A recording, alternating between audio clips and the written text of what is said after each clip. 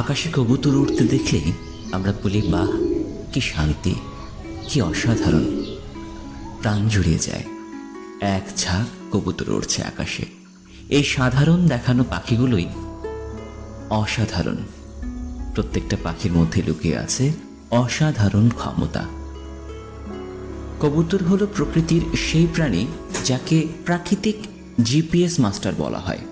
হ্যাঁ, হাজার হাজার কিলোমিটার দূর থেকে নিজের বাড়িতে ফিরে আসতে পারে একেবারে নিখুঁতভাবে।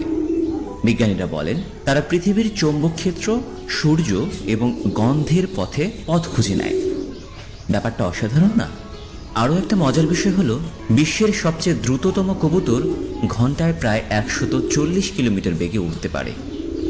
ভাবুন তো, আপনি 140 কিলোমিটার গতিতে মোটর সাইকেল চালাচ্ছেন, আর ঠিক আপনার পাশ দিয়ে একটি রেসার কবুতর উড়ে গেল।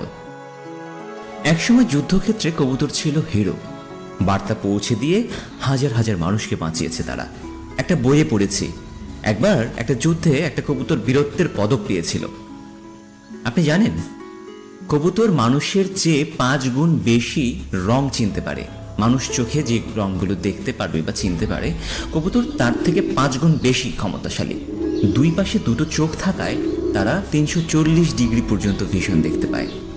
কাছে থাকুক দূরে যাক, কবুতর জানে নিজের ঠিকানা। ছোট্ট ডানা, বড় মন, ইতিহাস যার গর্বের খানা।